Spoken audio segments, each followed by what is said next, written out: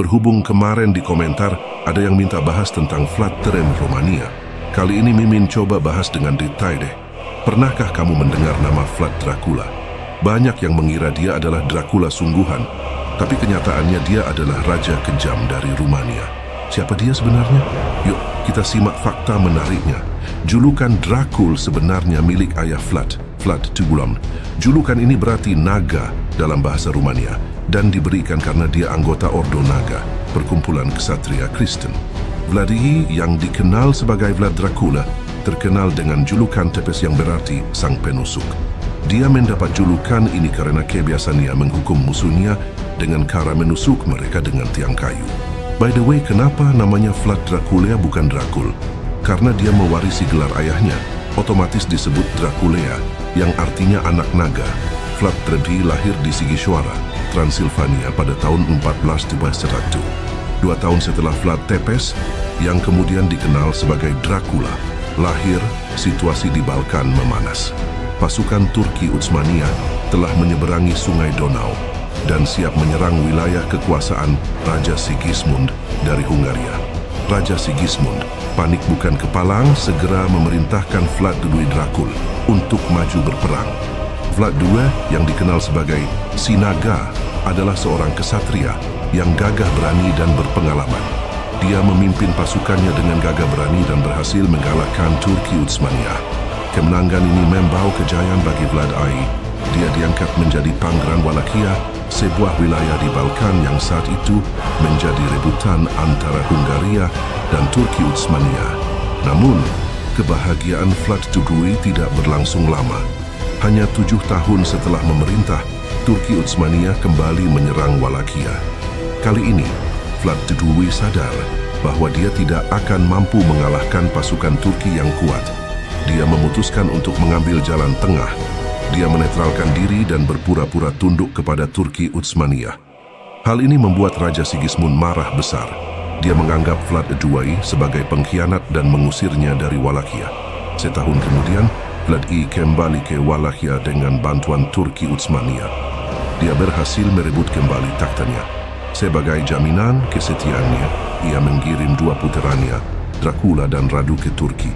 Saat itu Draculea muda berusia 13 tahun. Tak seperti adiknya yang tekun belajar, Dracula justru sering mencuri waktu untuk menonton eksekusi mati di alun-alun. Ngeri? Bagi Vlad itu hiburan. Saking sukanya dengan eksekusi, kalau sehari saja tidak ada yang dihukum mati, Vlad akan mencari mangsa lain. Burung atau tikus kecil tak luput dari kekejamannya. Dia menusuk mereka dengan tombak kecil sampai mati. Demi politik, Dracula memeluk Islam selama berada di Turki. Di sana dia berkesempatan mempelajari seni berperang dari para prajurit Turki yang terkenal andal. Ternyata Dracula bukan murid yang biasa-biasa saja. Dia bakat alam. Dalam waktu singkat dia menguasai seni perang Turki dengan sempurna, bahkan melebihi prajurit Turki lainnya. Lalu bagaimana dengan sang adik? Berbeda dengan kakaknya, Vlad Tepes yang terkenal dengan reputasi kejamnya, Radu Celfrumos atau Radu si Tampan, memiliki kisah yang lebih bersahabat. Radu, si bungsu yang berhati mulia dan berjiwa ksatria, dijuluki Radu Celfrumos karena parasnya yang menawan. Jauh dari kekejaman Vlad Tepes, Radu memilih jalan yang berbeda. Ia memeluk agama Islam dan menjalin persahabatan erat dengan anak Sultan Murad Kedua dan Mehmet II. Persahabatan ini membuka pintu bagi Radu untuk memasuki dunia elit Kesultanan Ottoman. Ia mendapatkan gelar Bey dan menjadi bagian dari lingkaran kesultanan. Kehidupan Radu di Istana Ottoman penuh dengan kemewahan dan kehormatan. Ia dihormati dan disukai karena kepribadiannya yang ramah dan diplomasi yang handal. Radu bahkan menikah dengan seorang putri bangsawan Ottoman, memperkuat posisinya di istana.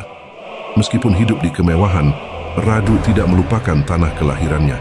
Ia tetap menjalin hubungan dengan Wallachia dan berusaha membantu rakyatnya. Vlad sangat cemburu pada Radu karena dia lebih disukai.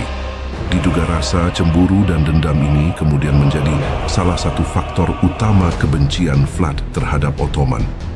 Vlad juga iri dengan preferensi ayahnya kepada kedua kakak tirinya. Vlad juga tidak lagi mempercayai kerajaan Hungaria dan ayahnya sendiri yang menurutnya tega menukar dirinya dengan Kesultanan Ottoman, dan Vlad mulai mengkhianati sumpahnya pada Ordo Naga dengan melawan kepada Kesultanan Ottoman. Akhirnya pada tahun 1444 Masehi, Dracula dikembalikan ke Romania oleh Turki Utsmaniyah karena pamannya Mircea telah wafat. Bayangin, di umur 17 tahun, kamu udah disuruh buat merebut kembali kerajaan yang direbut orang lain. Gimana nggak deg-degan? Nah, ini yang dialami Vlad si Dracula. Di usianya yang masih belia, dia ditugaskan untuk merebut kembali Wallachia dari kerajaan Hungaria. Misi ini super berbahaya, tapi Vlad berhasil menyelesaikannya dengan gemilang. Sayangnya, kebahagiaan Vlad nggak berlangsung lama. 1 bulan setelah merebut tahta, kerajaan Wallachia kembali direbut oleh János Hunyadi, jenderal terkenal dari Hungaria. János Hunyadi kemudian mengangkat Vladislav II, orang kepercayaannya sebagai Raja Wallachia. Apesnya, Vlad harus menelan pil pahit dan diasingkan ke Moldavia selama 3 tahun.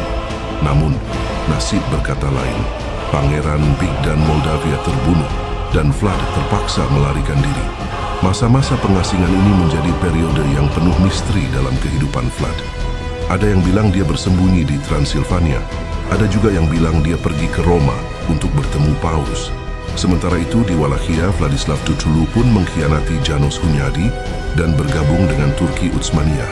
Situasi ini membuka peluang baru buat Vlad.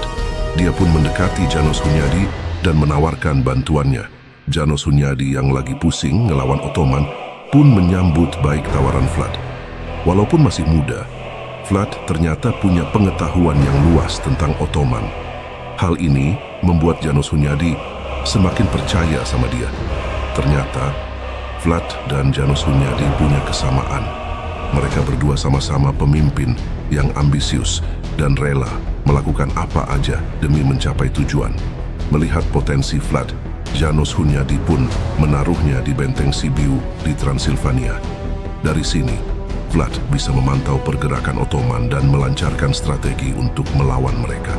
Konstantinopel jatuh. Ottoman berhasil menguasai kota penting ini, menandakan kekalahan telak kerajaan-kerajaan Katolik dalam Perang Salib. Di tengah kekacauan ini, Vlad melihat peluang untuk merebut takhta Wallachia yang diyakininya sebagai haknya. Pada tahun 1456, Dracula berhasil menggalakkan Vladislav I dan naik tahta sebagai pangeran Wallachia. Tak mau buang waktu, dia langsung melakukan reformasi dengan cara yang brutal, menyula orang-orang. Sula adalah metode penyiksaan dan eksekusi yang mengerikan.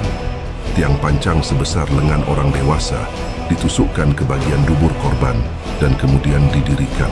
Bisa dibayangkan betapa sadisnya metode ini. Orang-orang pertama yang merasakan keganasan Dracula adalah para bangsawan Wallachia. Penguasa takhta Wallachia saat itu hanyalah boneka belaka. Setelah pembunuhan para bangsawan serta keluarganya, Dracula membagikan tanah-tanah bangsawan kepada petani kecil yang setia padanya. Para bangsawan yang selamat segera melarikan diri atau bungkam setelah kejadian itu. Ia kemudian dikenal dengan nama Vlad Tepes yang berarti sang penusuk. Semenjak itu ia memperketat semua peraturan di Wallachia untuk menjamin pemerintahannya. Ia memberlakukan hukuman berat bagi pelaku kejahatan. Masa pemerintahannya adalah masa-masa teror yang sangat mengerikan. Yang menjadi korban aksi sadisnya bukan hanya umat Islam yang tinggal di Wallachia, tapi juga para tuan tanah dan rakyat Wallachia yang beragama Katolik. Di hari Paskah tahun 1459, si Vlad ini ngadain pesta kumpul-kumpul dengan para bangsawan dan tuan tanah Wallachia. Bayangin aja, udah disuguhi makanan enak, suasana rame, pasti pada seneng deh. Tapi tunggu dulu, ternyata ini jebakan Batman. Setelah semuanya selesai makan, dia memerintahkan semua orang yang ada di tempat itu ditangkap. Para bangsawan yang terlibat pembunuhan ayah dan kakaknya dibunuh dengan cara disulap. Ngeri nggak tuh? Yang nggak dibunuh pun nasibnya nggak mendingan. Mereka dipaksa jadi kuli bangun benteng super kilat di kota Poenari, termasuk perempuan, orang tua, bahkan anak-anak. Aksi Dracula terhadap umat Islam di Wallachia jauh lebih sadis lagi. Selama masa kekuasaannya, tak terhitung jumlah umat Islam dibantainya. Berikut sejumlah peristiwa yang digunakan Dracula sebagai ajang pembantaian umat Islam.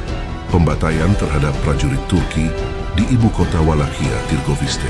Ini terjadi pada awal kedatangannya di sana.